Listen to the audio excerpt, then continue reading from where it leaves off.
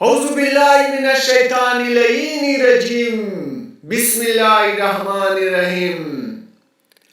امام علی علیہ السلام نے فرمایا، جس نے اپنی دولت عطا کر دی گویا اس نے اپنے نفس و جان کو عطا کر دیا، کیونکہ بھلے ہی اس نے حقیقتاً نفس نہیں بخشا مگر اس کی پائیداری کے سبب دولت کو تو عطا کر دیا ہے۔ بہترین نیک اعمال تنگ دستی میں سخاوت، غصہ میں سچ اور قدرت کے ہوتے ہوئے معاف کر دینا ہے۔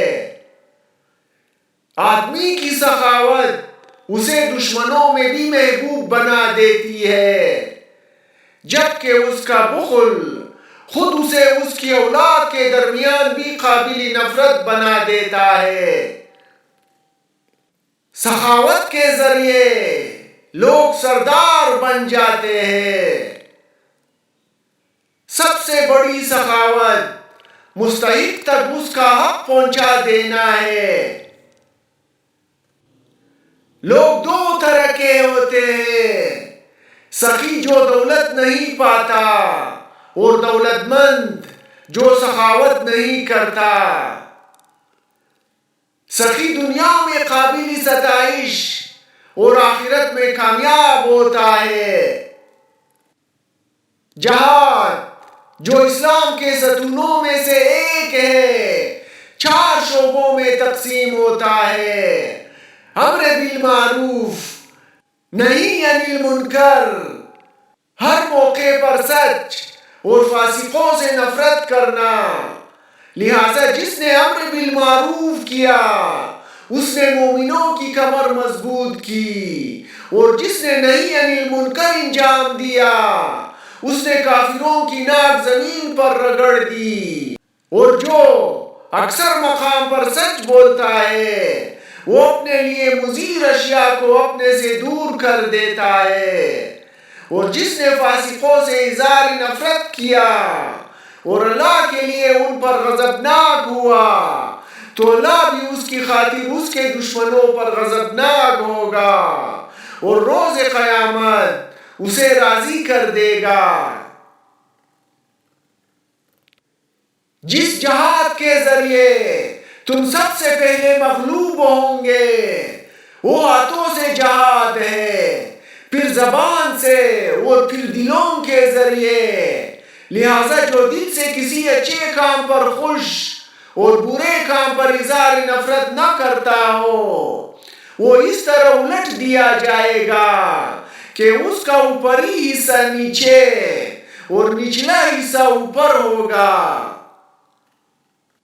حج ہر کمزور شخص کا جہاد ہے اور بہترین شوہرداری، خانہ-داری عورت کا جہاد ہے۔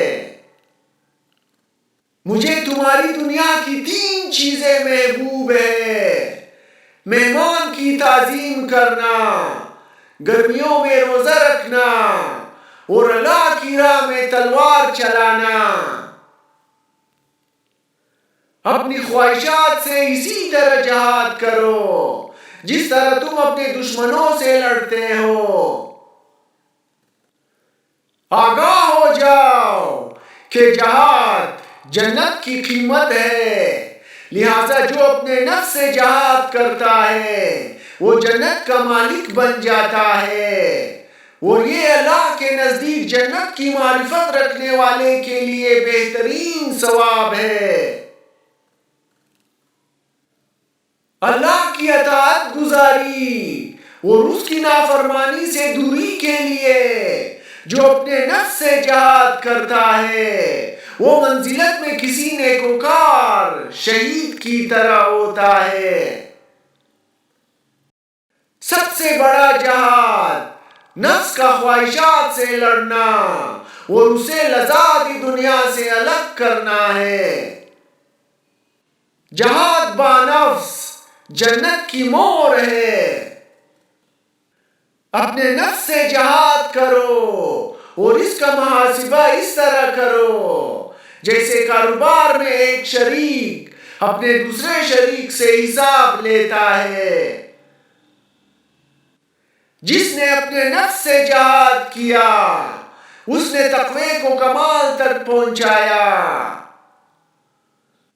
نفس سے جہاد شریفوں کا شیوا ہے۔